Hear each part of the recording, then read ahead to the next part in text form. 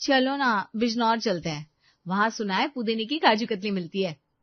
अरे ठीक है, माना दिल्ली से बिजनौर ज्यादा दूर नहीं है, लेकिन काजू कतली खाने वहां जाने की क्या जरूरत है। मेरा मौसी का लड़का है ना, वो ले आएगा। वैसे भी पूछ रहा था दिल्ली में 2 दिन के लिए कहाँ रुकूं, बेबी और बच्चों को दिल्ली घुमाना है। अरे 2 दिन के लिए होटल क्यों देख रखा है? हम लोगों का 2 कमरे का मकान है, यही रह जाएगा। 2 दिन की तो बात है। अरे कैसी बात कर रही हो, 2 दिन रहने दो ना होटल में। क्यों रहने दो? दिल्ली में नए साल के जश्न और छुट्टी के कारण बहुत महंगे हो रखे हैं होटल। अरे ठीक है ना, आने दो। वैसे भी मेरे लिए पुदीने की काजू कतली ला रहा है ना वो। रोहन ने फोन उठाया और पड़ोसी को कॉल लगाई। हाँ भाई सुनो ना, तुम तो कह रहे थे दिल्ली आ रहे हो 2 दिन के लिए। हाँ भाई, आ ही रहा हूँ, बीवी बच्चों को घुमाना है। अच्छा सुनो, रमा को ना पुदीने की काजू कतली बहुत पसंद है, तुम बिजनौर से आते वक्त ले आना यार। अरे भाई, काहे की काजू कतली? मेरी बीवी रोज ताजा बनाएगी तुम्हारे घर में। क्या मतलब? अरे भाई, दिल्ली में तो होटल बहुत महंगे हो रखे हैं ना, तो मैंने सोचा तुम्हारे यहाँ ही रुक जाता हूँ। भाभी जी को रोज ताजा काजू कतली मिलेगी। मेरी बीवी बहुत बढ़िया बनाती है। अरे नहीं नहीं भाई, वो क्या यार, तुम भी, अपना ही तो घर है, 2 दिन की बात है, और भाभी जी को भाई काजू कतली मिलती रहेगी रोज। रमा पास खड़ी सुन रही थी। अरे ले आओ उनको, कोई दिक्कत नहीं है। रोहन ने हैरानी से रमा की तरफ देखा। तुम? हाँ हाँ आने दो, काजू कतली तो मिलेगी। रोहन ने फोन काटा और रमा की तरफ घुमा। अरे क्या कर रही हो तुम, मुझे शांति चाहिए घर में, मैं किसी के साथ घर शेयर नहीं कर सकता। अरे 2 दिन की बात है ना। 2 दिन भी नहीं, मैं ऑफिस से थका हारा आता हूँ, मुझे अपने घर में आराम चाहिए, किसी मेहमान के साथ फॉर्मल बातचीत नहीं करनी। अच्छा सुनो तो। नहीं बिल्कुल नहीं, मैं होटल का पैसा दे दूंगा, तुम्हें काजू कतली चाहिए तो मैं खुद बिजनौर जाकर ले आऊंगा, लेकिन घर में कोई नहीं रुकेगा। अरे सुनो तो, रोज ताजा काजू कतली, वो भी घर पर बनी हुई, होटल वाली तो बासी होगी। अरे तो क्या हुआ, शांति ज्यादा जरूरी है।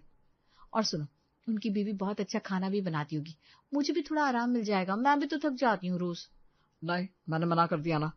प्लीज देखो ना, काजू कतली पुदीने वाली, और सोचो अगर अच्छी बनी तो मैं भी सीख लूंगी, फिर तुम्हारे लिए रोज बनाऊंगी। अरे रमा, प्लीज बस 2 दिन, मैं सारा इंतजाम कर लूंगी ना, तुम्हें कुछ नहीं करना पड़ेगा। अरे लेकिन लेकिन कुछ नहीं हो गया था, और वैसे भी अब तो उनको बोल दिया है, अब मना कैसे करोगे? तुमने जानबूझकर ऐसा किया? हाँ तो काजू कतली के लिए थोड़ा तो समझौता करना पड़ेगा ना। रोहन ने हार मानते हुए सिर हिलाया। बस 2 दिन, 1 मिनट भी ज्यादा नहीं। रमा खुशी से मुस्कुराई। अगले दिन शाम को दरवाजे की घंटी बजी। रोहन ने दरवाजा खोला तो सामने पड़ोसी पूरे परिवार के साथ खड़ा था।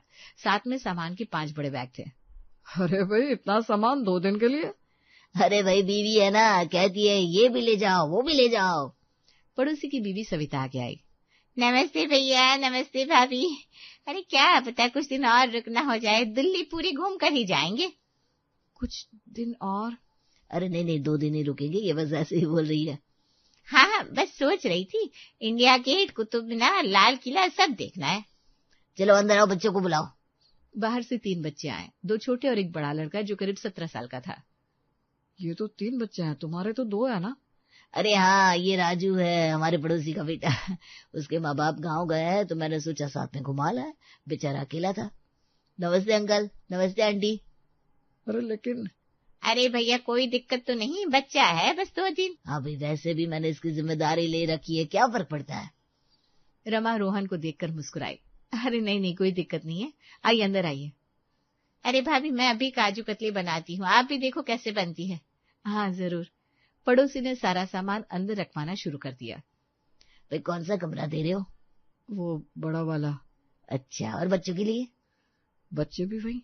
अरे नहीं भैया, बच्चे शोर करेंगे, राजू को अलग कमरा दे दीजिए, बाकी दोनों हमारे साथ सो जाएंगे। लेकिन हमारे पास तो 2 ही कमरे हैं। अरे तो क्या हुआ, हॉल में सोफा है ना, राजू वहीं सो जाएगा। रोहन ने रमा को गुस्से में देखा। रमा ने मुंह बना लिया। अगली सुबह से ही रमा का सारा दिन किचन में बीतने लगा। भाभी आज हम लोग इंडिया गेट जा रहे हैं, अब पराठे बना दो तो साथ में ले जाएंगी। अरे लेकिन वहां तो खाना मिल जाता है। अरे भाभी घर का खाना अलग होता है, और मेरे बच्चे ना बाहर का खाते नहीं है। अच्छा ठीक है। दोपहर तक रमा ने 15 पराठे बनाए, साथ में अचार और दही भी पैक किया। शाम को वो लोग लौटे। वाह भाभी, क्या पराठे बनाए थे, सब खत्म हो गए। अच्छा, तो अब काजू कतली कब बनेगी? अरे भैया कल बना दूंगी, आज तो बहुत थक गई हूँ।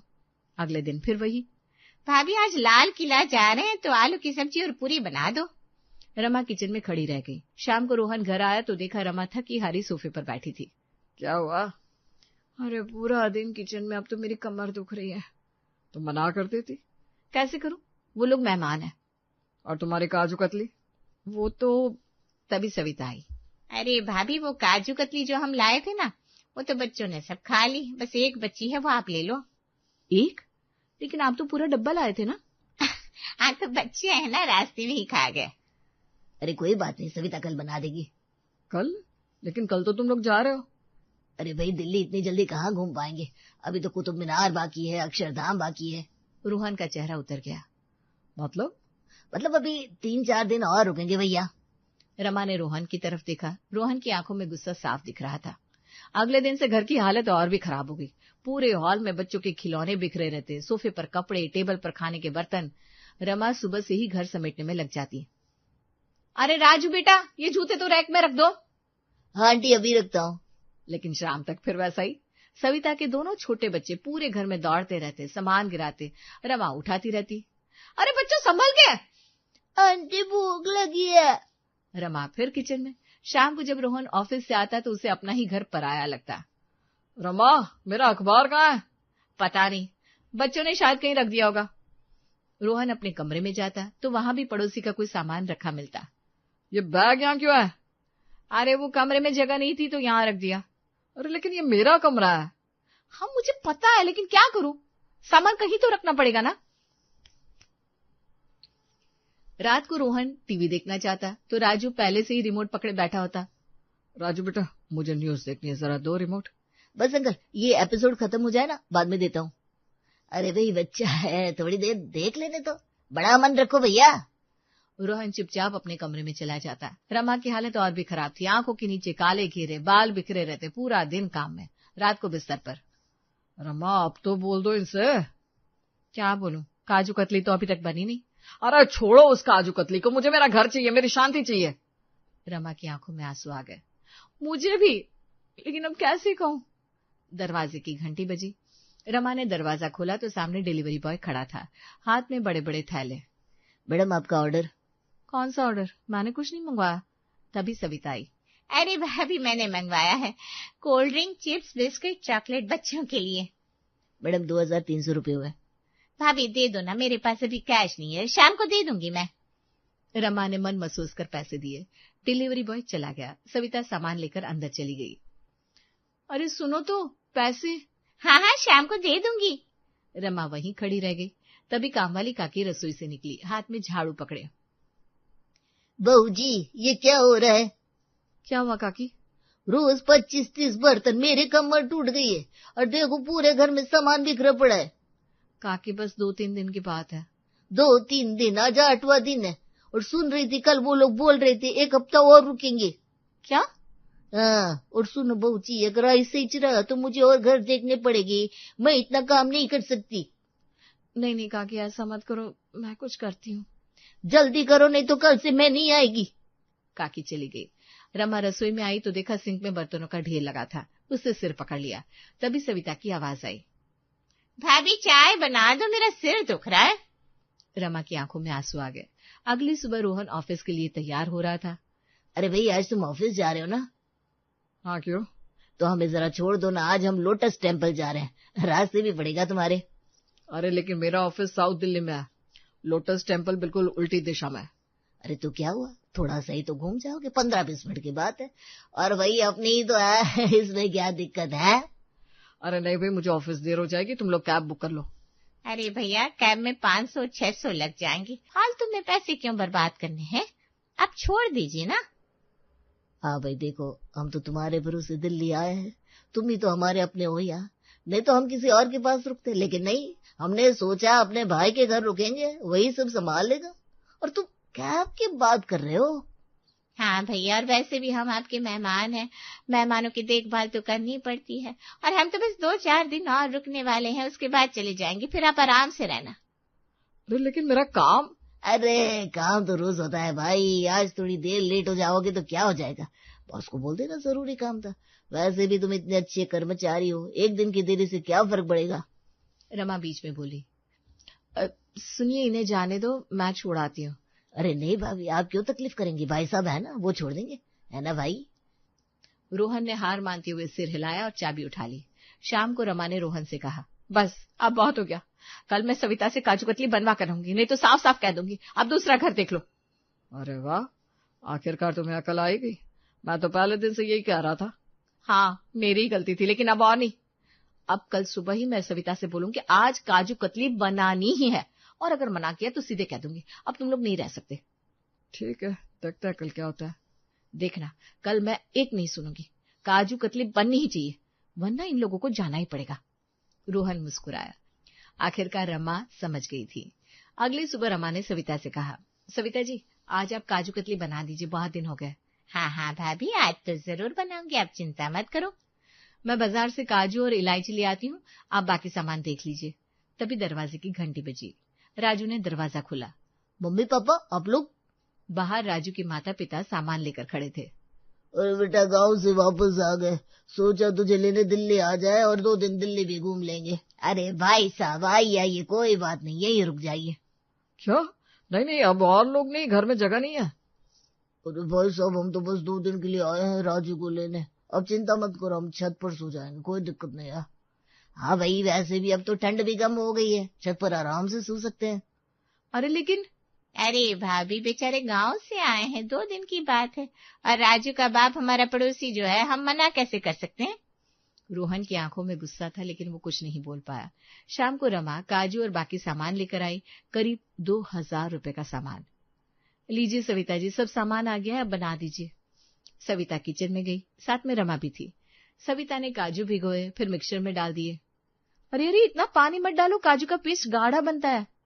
अरे नहीं, मुझे पता है कैसे बनाना है। पेस्ट बहुत पतला हो गया। फिर सविता ने कढ़ाई में चीनी डाली, बहुत ज्यादा। अरे रुको, इतनी चीनी? हाँ तो मीठा तो होना ही चाहिए। फिर उसने काजू का पेस्ट डाल दिया, लेकिन आंच बहुत तेज थी, 5 मिनट में ये सब जलने लगा। अरे आंच कम करो, जल रहा है। सविता घबरा गई, उसने हिलाना शुरू किया, लेकिन सब चिपक गया, काला हो गया। ओह नो, ये तो बिगड़ गया। क्या? 2000 रुपए का सामान? सॉरी भाभी, शायद आंच ना ज्यादा हो गई, मैं दोबारा बना दूंगी। दोबारा? फिर से 2000 रुपए? अरे नहीं, इस बार सही बनेगी काजू कतली, आप एक बार और सामान ले आओ, जाओ। रमा की आंखों में आंसू आ गए। रात को रोहन और रमा को छत पर सोना पड़ा, क्योंकि राजू के माता पिता उनके कमरे में सो गए थे। अब तो अपने ही घर में बेघर हो गया।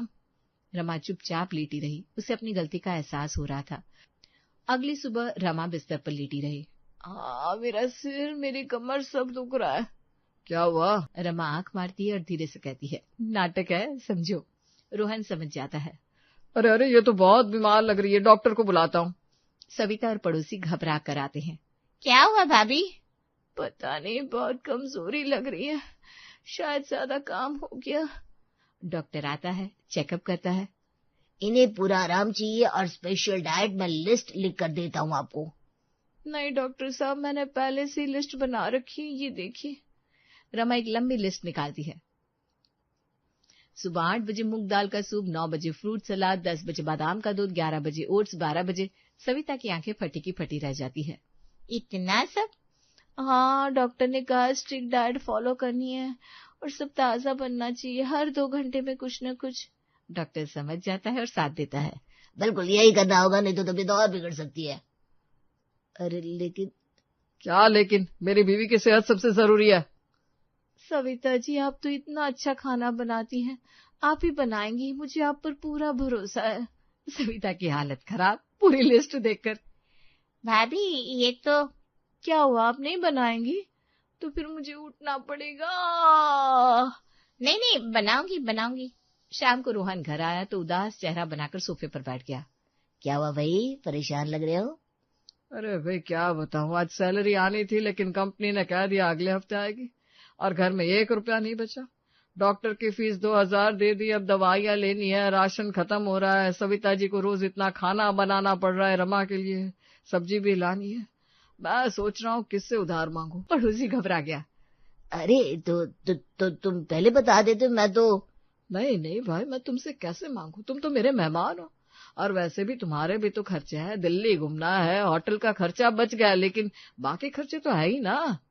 सविता किचन से बोली, अरे भैया राशन खत्म हो रहा है, मुझे सामान चाहिए खाना बनाने के लिए, आटा दाल चावल सब्जी मसाले, और भाभी के लिए तो स्पेशल चीजें भी चाहिए, बादाम काजू ड्राई फ्रूट्स।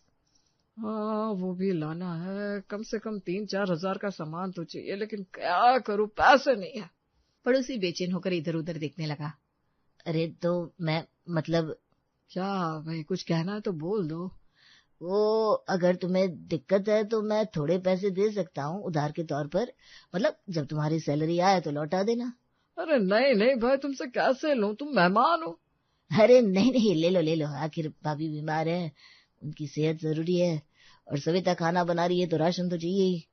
राजू के पिता बीच में बोला, भाई साहब हमें तो गांव भी जाना है, वहाँ काम भी है, हम कल चले जाएंगे। अरे इतनी जल्दी क्या है? ना काम जरूरी यार, यहाँ तो भाभी भी बीमार है, हम और परेशानी क्यों बढ़ाए भाई।